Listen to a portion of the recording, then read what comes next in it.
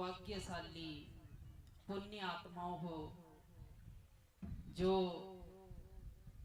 गुरु गद्दी ते विराजमान डेरा स्वामी जगतगिरी के गद्दी नशीन श्री श्री 108 स्वामी गुरदीप गिरी महाराज जी जो आप सब संगतों को दर्शन दीदार देने के लिए यहाँ पर पहुंचे हैं।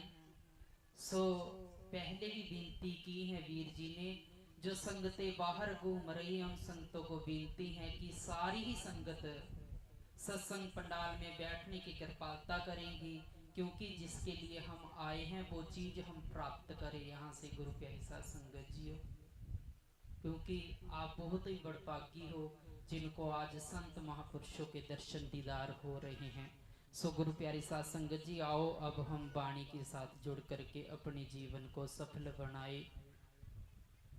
समंतरम रविदास वचनम कोट दोष विनाशनम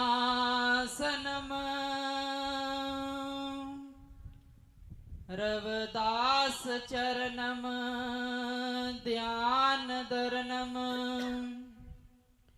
कुल समूह उदारनम प्रेम पंथ की पाल की रविदास बैठे ओ आए साचे स्वामी मिलन को आनंद कहो ना जाए साचे स्वामी मिलन को आनंद कहो ना जाए।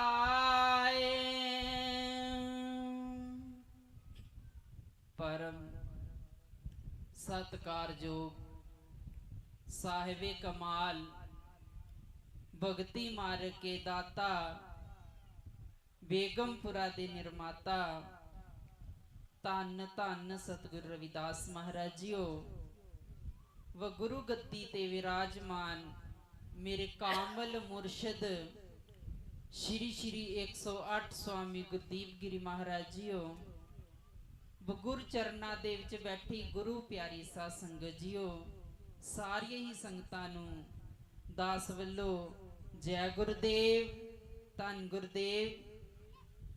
बाणी साहिब श्री गुरु रविदास महाराज जीओ की एक ओंकार सतगुरु प्रसाद। तुम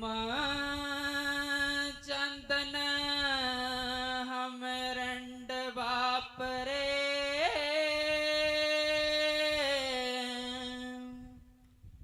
संग तुम्हारे बासा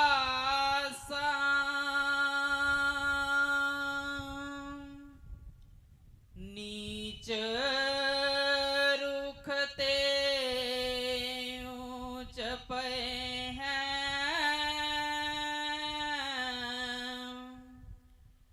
गंध सुगंध निवासा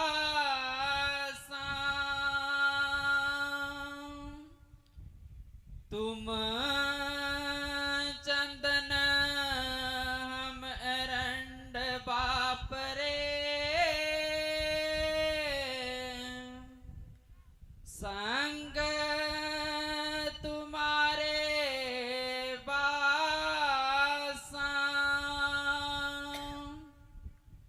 नीच रुखते ऊंच बे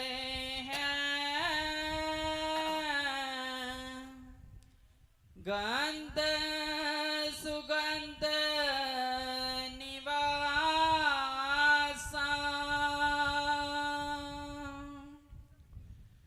साहेब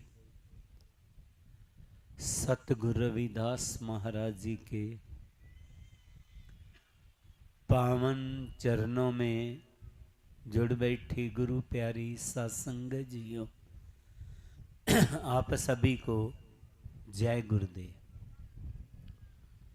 हर साल की तरह सतगुरु रविदास विकास समिति तहसील बल जिला मंडी की ओर से आज का महान सत्संग सम्मेलन करवाया जा रहा है।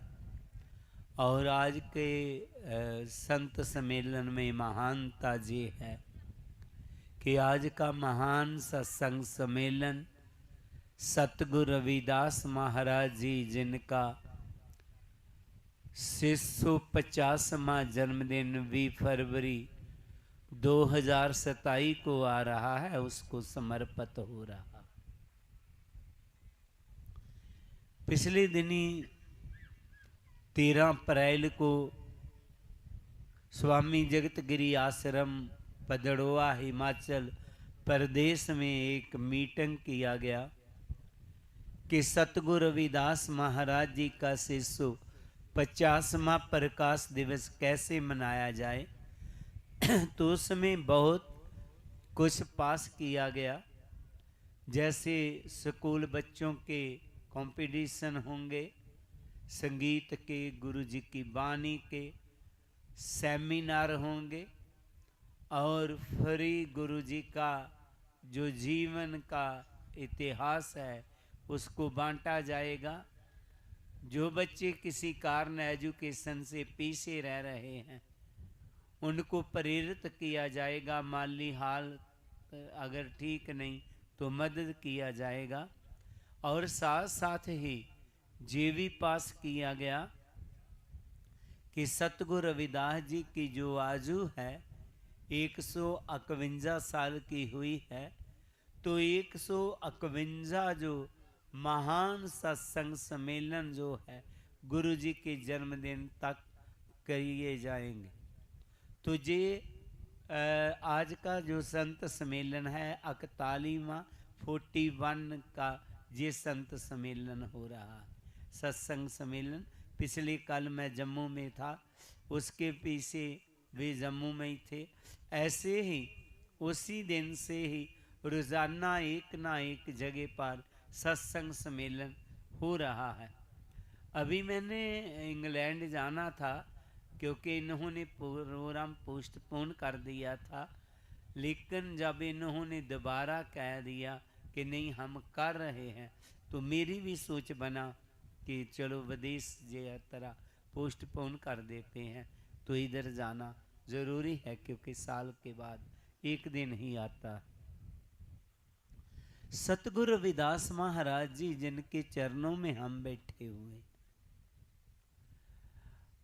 ये जो संत सम्मेलन हो रहे हैं, सत्संग सम्मेलन हो रहे हैं, इससे समाज में कैसा परिवर्तन आया है, कैसा बदलाव आया है, ये जो गुरु जी की वाणी है इसमें बताया गया है। बेशक गुरु जी ने ये वाणी प्रभु के लिए संबोधन किया है, लेकिन दास गुरु जी के संबोधन कर रहा है, तुम चंदन हम रिंड वापरे संग तुम्हारे वासा, नीच रूख ते ऊंच पे हैं गंध सुगंध निवासा। इस शब्द में गुरुजी ने दो वृक्षों की बात कहा है, चंदन की और रेंड की। दोनों वृक्ष हैं, लेकिन इनकी लकड़ी की कीमत में जमीन आसमान का अंतर है। जो चंदन है सुगंधित होता है, इसका बहुत सा कीमती सामान बनता है। जैसे आज ही भजन बो रही थी महिलाएं, हम मंडी अपने जोगिंद्रा नगर में थे, तो वो कह रही थी मैं चंदन की चौकी ले आंदी हाँ, ऊपर गुरु जी को बैठांदी हाँ। पहले पहले जी सेटिंगें जी कुर्सियाँ कम हुआ करती थी, ज़्यादातर चौकियाँ होती थी। आम घरों में कीकर, टाली या शीशम की चौकी होती और बहुत अच्छे परिवारों में चंदन की चौकी होती। ऐसे ही चंदन के श्रृंगार बक्स होते थे जो हमारी बेटियों के पास होते। चंदन का चूड़ा आज भी कई गिफ्ट हाउसों से मिलता है। चंदन की कंघियाँ आज भी मिल जाती हैं। चंदन का साबुन, चंदन की अगरबत्तियाँ आज भी महंगे रेट पर बाजार में बिक्री हो रही। चंदन कई देसी दवाइयों में इस्तेमाल होता है और चंदन हिंदू पूजा सामग्री में विशेष स्थान है चंदन का। इसीलिए चंदन की बहुत ज़्यादा कीमत होती है। आपने कभी ना कभी बाजार से चंदन खरीदा होगा, गिरामा के हिसाब से मिलता है। और दूसरी तरफ जो रिंड है, आप जानते ही होंगे, आप देहात के हैं सभी, जिसको रिंडी का तेल जिससे निकाला जाता है आजकल। पहले जे बिल्कुल बेकार हुआ करता था। इनकी लकड़ बहुत नाजुक होती है, ना फर्नीचर बनता है ना इमारती सामान, जहाँ तक जे जलाने में के काम में लकड़ी नहीं आती तो बिल्कुल बेकार होती है। हम भी ऐसे ही थे, बिल्कुल बेकार। समाज में कोई कदर नहीं थी, कोई कीमत नहीं थी। अभी अभी सेवादार ने गुरु जी की सच्ची सुच्ची सिपाही बोलकर गई है कि आज समाज में प्रधान, उप प्रधान और जिला परिषद की चेयरों पर हमारे समाज के लोग आ गए। कब आए? हमारी समाज में कदर कब बना? जब हमने चंदन की संगत किया। कबीर जी का कथन है, कबीर चंदन का बेहरा पला, बेड़ियों टाक पलास, ओ भी चंदन हो रहे बसे जो चंदन पास। जो भी चंदन की बगल में गया, चंदन ने उसे चंदन बना दिया, उसे सुगंधित कर दिया। ये सच्ची बात है। हमने गुरबानी को पढ़ा कि चंदन की संगत करने से चंदन बन जाता है। गुरु प्यारी सा संगत जी, केवल और केवल गुरबानी में पढ़ा ही नहीं, मैंने प्रैक्टिकल देखा।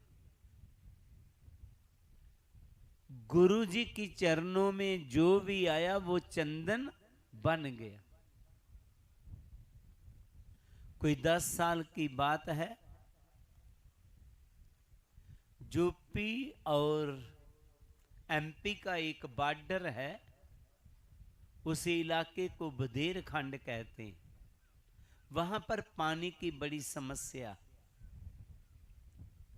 वहां से एक न्यूज आ गया, 24 चैनल ने दिया कि वहां जो गरीब लोग हैं उनको सप्पड़ों का पानी, जहां पे एक साइड में जानवर पानी पी रहे हैं, उसी ही तालाब से इंसानों को पानी पीना मजबूरी बन रहा। खूहे है थे लेकिन गरीब को वहां पे से पानी भरने की इजाजत नहीं थी। जी न्यूज चैनल वाले ने बताया। ऑस्ट्रेलिया सिडनी में रहते हमारे सेवादारों ने ये न्यूज सुना और उन्होंने आश्रम में सेक्रेटरी जी को फोन कर दिया कि ये जगह ट्रेस करें और वहां पर हम पैसा भेज रहे हैं, पानी का प्रबंध करवा दें। सेक्रेटरी जी ने उस जगह को ट्रेस किया, आखिर वहां पर हैंड पंप लगा दिए गए और उसकी ओपनिंग के लिए वहाँ से सेवादार आए और साथ ही बोला कि स्वामी जी आप भी आइएगा। जो सेवादार वहाँ पर काम करने वाले थे वो 2-4 दिन पहले चले गए। बातों बातों में वो गांव के लोगों को मालूम पड़ा कि जहाँ पर एक संत आ रहे हैं, तो उन्होंने बेनती किया, निवेदन किया सेवादारों को कि अगर संत आ रहे हैं तो काश पानी तो दिया, उनकी वाणी भी मिल जाए तो हम भाग्यशाली हों। वो कहने लगा थोड़ा सा संभव है। क्यों? प्रबंध कैसे होंगे? कहते जैसे भी आप उनका सत्संग करवा दें। हमारे मोहल्ले में हमने कभी सत्संग नहीं सुना। ये नहीं है कि इधर सत्संग होते नहीं, बड़े बड़े सम्मेलन होते हैं, लेकिन हम थोड़ा सा अपने आप को जे ही फील करते रहे, कोई हमें जलील ना करे वहाँ जगह हुए, तो हम कभी भी किसी सत्संग सम्मेलन में नहीं गए। तो सेवादार ने मुझे फोन किया कि ऐसी बात है। मैं क्या करवा दो,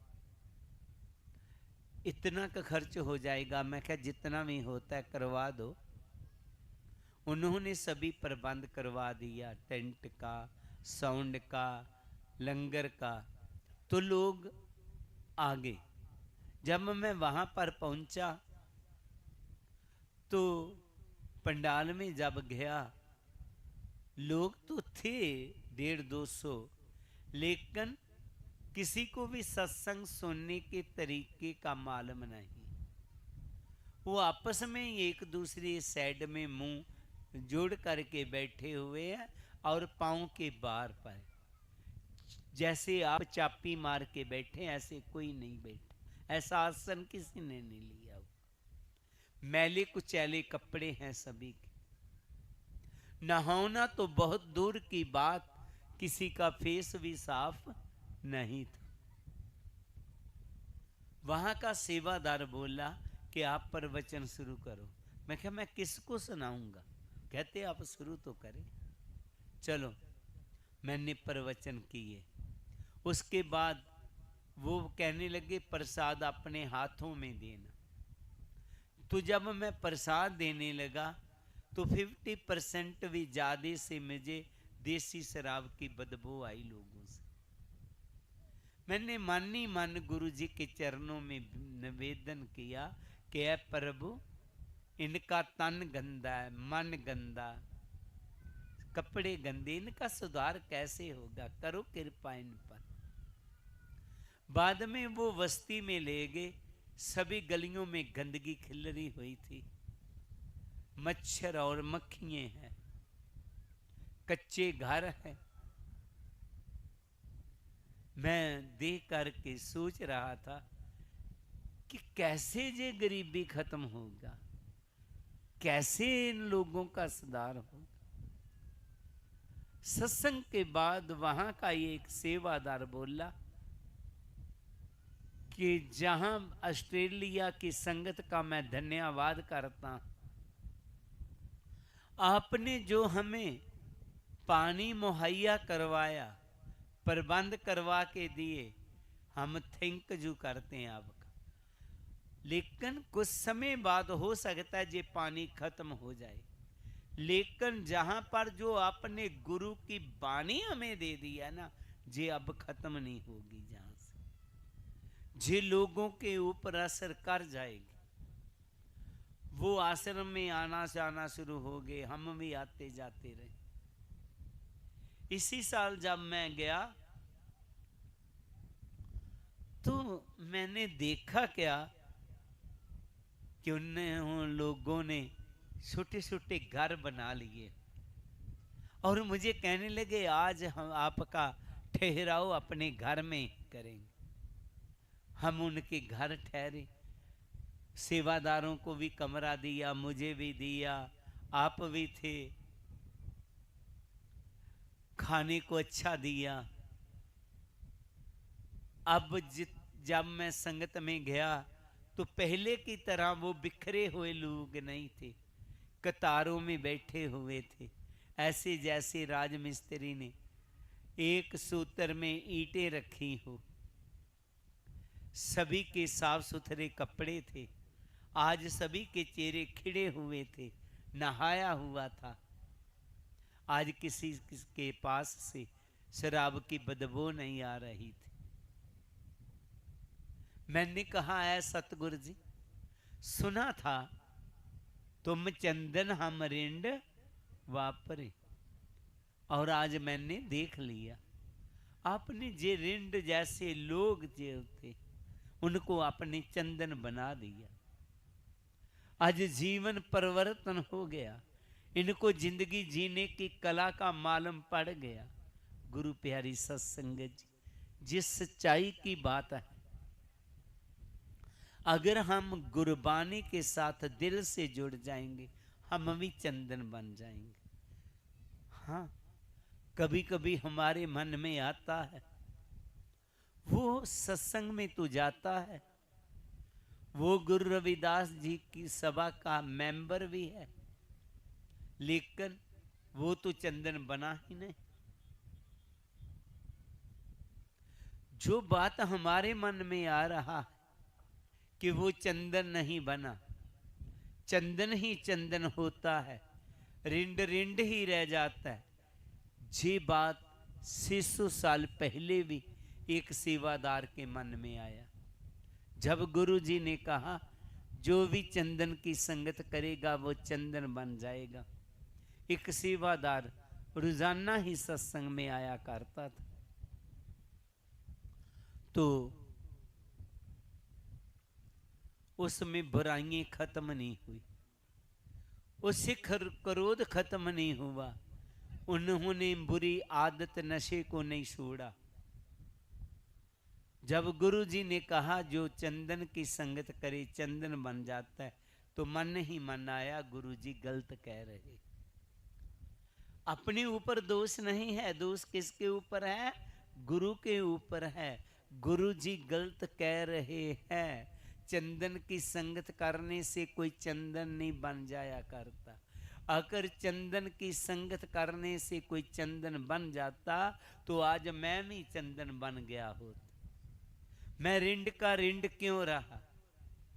सत्संग समाप्त हो, वो हाथ जोड़ करके गुरु चरणों में आ गया। ऐ सतगुरु जी, आपने बोला है कि जो भी चंदन की संगत करेगा वो चंदन बन जाएगा, क्या बात सच है? गुरु जी ने कहा हाँ जी सच है। जो भी चंदन की संगत करेगा वो चंदन बन जाएगा। वो कहने ही लगा था कि फिर मैं चंदन क्यों नहीं बना, पर गुरु जी पहले ही बोल पड़े कहीं वो बांस ना हो। जो भी चंदन की संगत करेगा वो चंदन बन जाएगा, कहीं वो बांस ना हो। महाराज बांस ना हो? हाँ महाराज, बांस में क्या कमी है? बांस चंदन क्यों नहीं बनता? गुरु जी कहते हैं एक नहीं, बांस में दो कमियां हैं। पहली कमी है बांस में गांठें होती हैं। दूसरी कमी है बांस बाहर से कुछ है, अंदर से कुछ है। ऐसे ही जो गुरमुख होता है, जो मन में गांठे दे करके सत्संग में आता है, वो कभी चंदन नहीं बनता। कैसी गांठे? सत्संग में आया, ना क्रोध छोड़ा, ना नशे छोड़े। कोई कहता है भाई साहब आपने नामदान लिया, अभी भी आप नशे कर रहे हैं। ले, संतों तो कहना ही होता है, दुनिया में रह करके सभी काम करने पड़ते हैं। ऐसे लोगों की वही कहानी है। सरपंच का कहना, सिर मत्थे ते कहना, पर नाला उथे दा उथे ही रहना। ऐसे लोग कभी भी चंदन नहीं बन पाएंगे। एक और गांठ है, वो होती है गुरुमुखों के अंदर। सुबह की बात, पाटिया जी एक गुरु घर में ले गए। मैंने पूछा इधर कितने के लोग हैं? कहते अगल बगल में हमारा कोई 500 परिवार रह रहा। 500 परिवार? हाँ, जहां पर गुरु चरणों में तो 50 लोग ही आए। वो ऐसे है ना, वो उस मिशन से जुड़ा, वो इस मिशन में जुड़ा, मैं किसी मिशन में भी जुड़ा हूं। लेकिन सतगुरु रविदास जी हमारे गुरु, इष्ट गुरु हैं। उनके चरणों में आना चाहिए। वो जिस संत की बात कहा उन्होंने, बहुत महान संत हैं, कि उनके जो शिष्य लोग हैं, मैंने कहा आपको मालूम है वो भी अपने गुरुद्वारे में जाते हैं, हरमंदिर साहिब जाते हैं, शीश झुकाते हैं। उनका कहना है कि मेरा गुरु गुरु ग्रंथ साहिब भी है, जिससे नामदान लिया वो तो है गुरु, लेकिन मेरा सामाजिक गुरु गुरु ग्रंथ साहिब भी है। ऐसे ही अगर वो कहते हैं तो हमें भी सोचना होगा कि हमारा भी सामाजिक गुरु गुरु रविदास। नाम कहीं से भी ले, लेकिन गुरु जी के चरणों में आना। वो कहते हैं कि नहीं दूसरे में नहीं जाना। अरे दूसरा कौन सा आ गया? प्रभु एक है, ईश्वर एक है, नाम एक है, तो दूसरा कौन सा? जिसकी आंखें साफ रहती है एक एक दिखाई देता है, जब आंखें खराब हो जाती है तो दो दो दिखाई देने लगते। मन साफ रहेगा तो एक ही नजर आएगा, अगर मन साफ नहीं तो दो दो नजर आएंगे। और जिनमें ऐसी भावना रहेगी द्वैत की, वो भी चंदन नहीं बन पाएंगे। जितना मर्जी वो सिमरन करें, जो मर्जी करें, मन की गांठ तो खोला ही नहीं, वो चंदन कभी नहीं बन जाएंगे। जितना मर्जी अपने आप को महान समझे, फिर अंदर से कुछ बाहर से कुछ। बांस बाहर से बहुत कठोर होता है, अंदर पोल होती है। ऐसे इंसान हाथी के दांत दिखाने को और खाने को और, ऐसा गुरमुख कभी भी चंदन नहीं बनेगा। जो बाहर से हाथ जोड़ता है लेकिन मन में निमरता नहीं। गुरमुख के कथनी और करनी में अंतर नहीं होना चाहिए, फिर वो चंदन बन जाएगा। तो सबसे पहले आपने चंदन बनना है। मैं देख रहा हूं आप जितने भी लोग इधर आए हैं, जितनी भी संगत आई है, श्रद्धालु जन आए, ज्यादा नहीं तो 80% आप चंदन ही हैं। आपने दूसरों को भी चंदन बनाना है, और जो 20% अभी तक रिंड है, उन्होंने रिंड नहीं रहना। गुरु जी की वाणी को अपना करके चंदन बनना है। समाज में आपकी कीमत हो, कदर हो, और दूसरों को भी चंदन बनाना है, ताकि हमारा सारा समाज चंदन बन जाए, इनकी कोई कीमत कदर बन जाए। जे ही संत सम्मेलनों का हमें फल मिलेगा, इसीलिए करवाते हैं।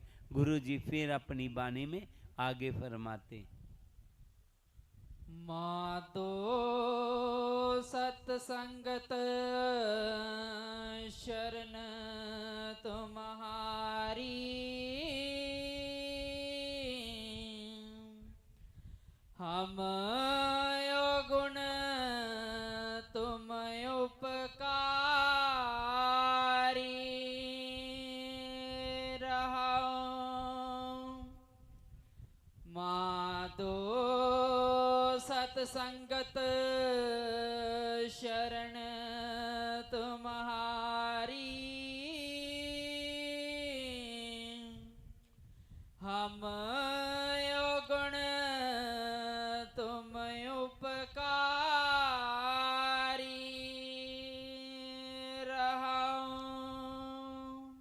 ऐ सतगुरु जी आपकी संगत क्या करती है, हमें अवगन तुम पर उपकारी। जितनी मर्जी आप अवगन हारे हैं, आप गुरु की संगत में चले जाएं, गुरु जी हमारे अवगन खत्म कर देगा।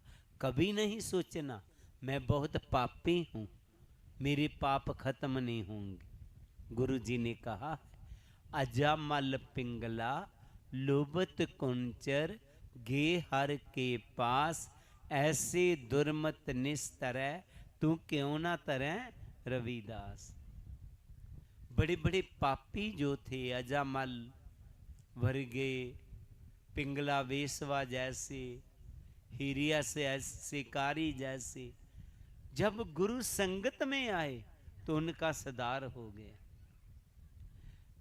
गुरु जी कहते हैं जी इतने इतने खोटी मत वाले लोग गुरु चरणों के साथ जुड़ करके उनका सुधार हो जाता है, तो आपका नहीं होगा, आपका भी होगा। लेकिन हम गुरबानी के साथ नहीं जोड़े, हम अपने पापों की मैल उतारने का कुछ अलग तरीका अपना रहे हैं। वो क्या, तीर्थों में गए, स्नान किया, पाप उतर जाएंगे, ऐसी हमारी सोच है। लेकिन गुरु जी नहीं मानते। गुरबानी में कहा है मन की मैल न तनते जात, मन की मैल शरीर को धोने से खत्म होने वाला नहीं है।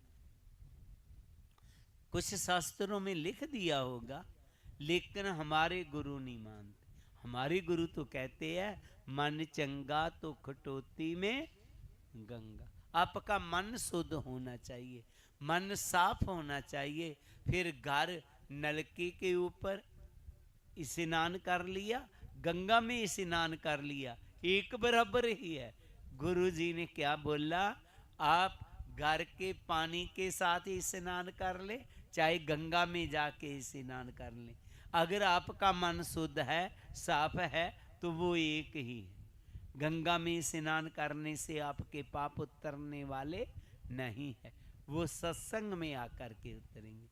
माग मंजन संग साधुमा तोड़ी कर स्नान, हर का नाम ते आए सुन सबना नु कर दान, जन्म कर्म मल उतर मन ते जाए गुमान, काम क्रोध ना मोही है बिन से लोभ समान। ऐ बड़े बड़े जो विकार हैं, जब आप गुरु संगत में आना जाना शुरू कर देंगे तो ये सभी विकार खत्म हो जाएंगे। सहजो बाई जी कहते हैं, हम बहुत से इतिहासों में पढ़ते आए, सुनते आए, अमुक तीर्थ है, अजेहा तीर्थ था, वहाँ पर कोई भी काला कौआ डुबकी लगा करके हंस बन जाता। लेकिन किसी ने भी अपनी आंखों में नहीं देखा कि कहीं कोई काला कौवा डुबकी लगा के हंस बन जाए। सहजो जी कहते हैं, आ मैं तुझे वो तीर्थ बताती हूँ जहाँ पर आप अपनी आंखों से देख पाएंगा काले कागों को हंस बनते हुए। वो है सतगुरु रविदास जी की संगत। सहजो संगत साध के काग हंस हो जाए, तज के पग से अपगस को मोती चुन चुन खाए।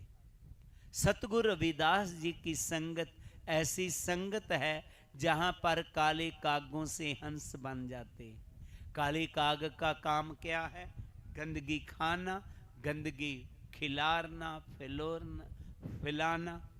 हमारी भी हालत ऐसी सी, हम भी गंदगी खाने वाले, गंदगी फूलन वाले थे। लेकिन जो ही गुरु की संगत मिला, हम हंस बन गए। आज हमारी गंदगी खाने की आदत खत्म हो गई, आज हम मोती चुन चुन के खाने वाले हो गए। एक नहीं दो नहीं, मैंने लाखों लोगों को देखा है जिनकी आदत काले कौवे की तरह गंदगी खाने की थी, गंदगी फूलने की थी। आज वो हंस बन गए हैं, आज उनकी गंदगी खाने की आदत खत्म हो गया है। आज वो मोती चुन चुन के खाने वाले बन गए, नाम जपने वाले बन गए। ना जाने जहां पर कितने हंस बैठे। मेरा निवेदन रहेगा, जो अजय तक कौवा ही है, हमने 650 में प्रकाश दिवस तक हंस बनना होगा। किसी ने कौवा नहीं रहना होगा। हम उस गुरु की औलाद है जिन्होंने राजे, महाराजे और शिकारी जैसों को हंस बना दिया। तो हम अभी भी कौवे बने रहे। तो अगर आप हंस बन गए हैं तो दूसरों को भी हंस बनाना है। मुझे खुशी है कि सतगुरु रविदास विकास समिति ये जो काम कर रही है, जेई काम कर रही है। जेई एक तीर्थ बनाया उन्होंने, जहां पर हम काले कागों से हंस बनेंगे। मैनू जे सभी मेंबरों का तो मालूम नहीं है, पर इतना याद है कि जैसे चमन लाल जी हैं, भगत राम जी हैं, शेर सिंह जी हैं, स्टार्टिंग में इन्होंने ये शुरुआत करवाया। धीरे धीरे ये काफिला बढ़ता गया। आज मुझे खुशी है कि हिमाचल प्रदेश में सम्मेलन तो कई होते हैं, लेकिन इतने सिस्टम से, इतनी श्रद्धा से, इतने प्यार से जैसे ये समिति करवाती, ऐसा होता नहीं है। एक मेले का रूप तो कई धारण कर लेते हैं, लेकिन जो गुरु जी की सच्चाई की बात है उनको लोगों तक पहुँचाने के इनके पास जो तरीका है, ये बहुत बढ़िया। मुझे दस बताते हुए खुशी हो रहा है कि इन्होंने कभी भी हर साल में कभी मिस नहीं किया जिस दिन ये कुंभ का मेला ना लगे, जिनमें आकर के हम डुबकी लगा सके। गुरु जी फिर अपनी वाणी में आगे फरमाते, तुम मखतूल सुपेद सपेल, हम बपरे जस की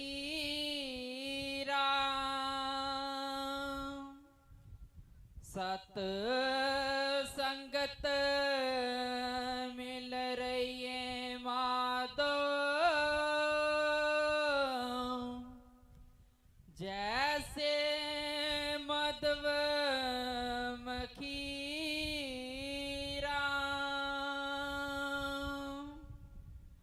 तुम मखतूल सुपेद सपेल, हम बपरे जस की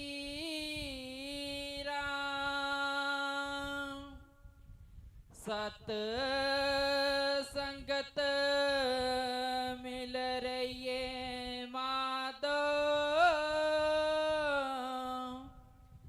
जैसे मधव मखीरा।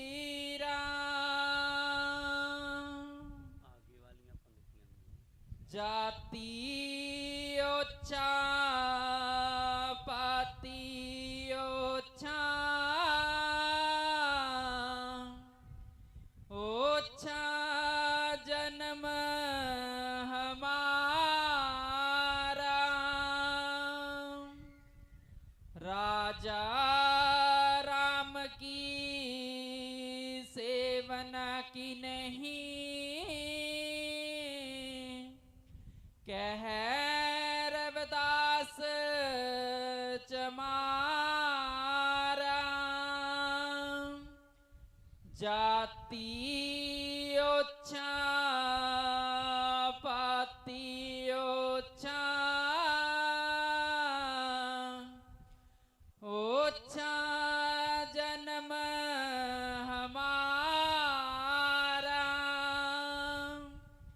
राजा राम की सेवना की नहीं,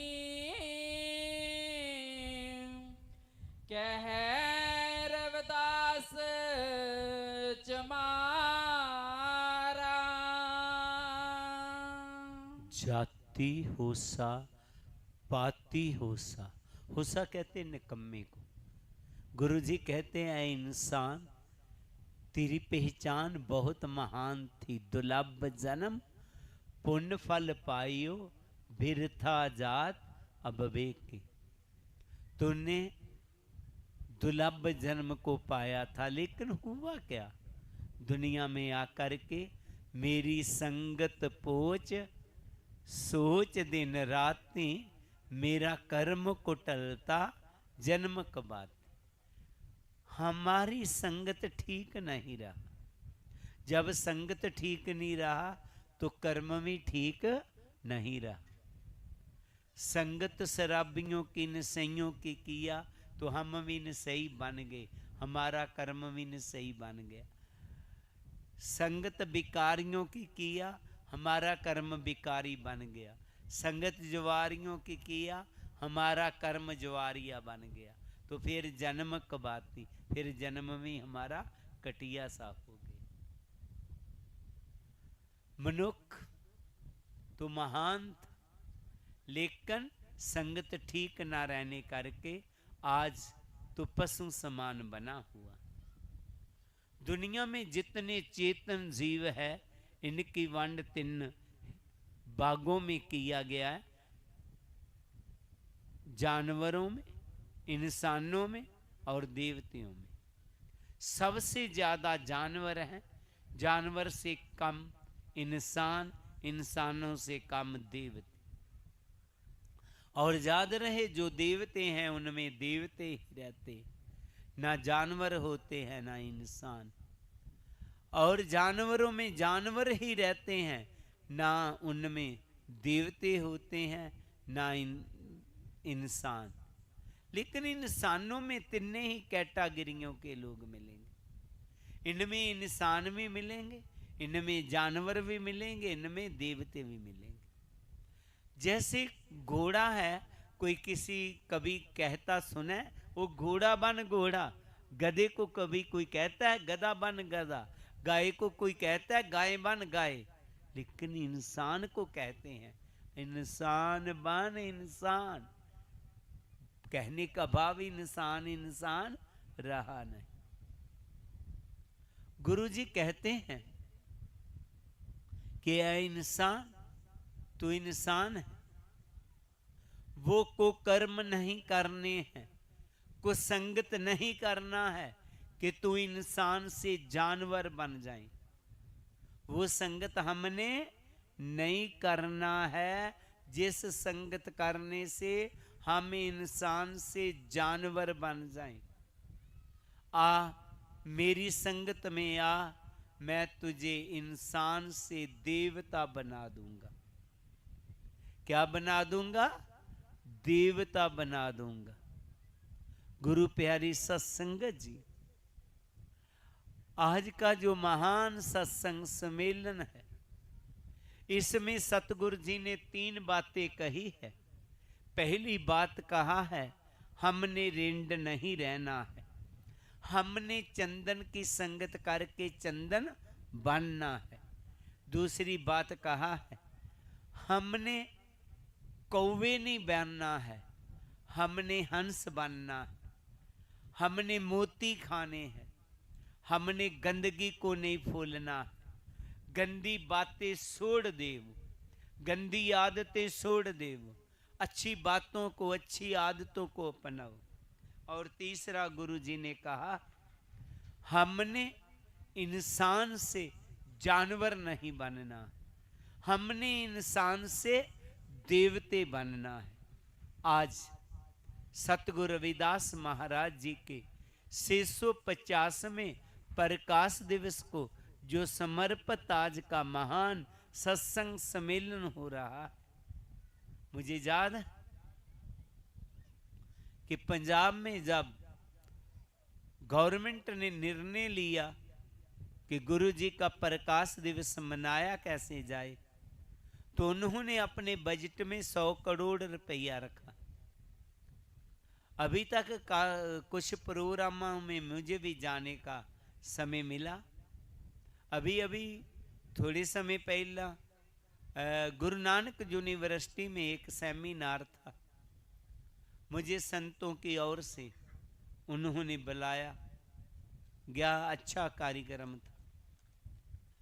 जिस समय अच्छी कार्यक्रम होते रहेंगे, लेकिन ये नहीं है जहां तक सीमित नहीं रहना कि 650वां प्रकाश दिवस में हम खूब अस्तबाजी किया, खूब भंडारे किए, खूब लंगर लगाए। नहीं, आया जन्मदिन गुरु रविदास जी दा, पिंड शहर दे विच इकट्ठ होया, भोग पाया ते लाया अन्न पानी, पुण्य खट्टिया जिन्ना क खट होया, चाके निकली गीत संगीत होया, किते वध होया किते घट होया, 2 दिन विच रौनकां मुक गईयां, आई खुशी दा खात्मा चट होया, सानू सोच ना बवेगा बिल मिल बह के किवें खुशी विच होर सुधार करिए,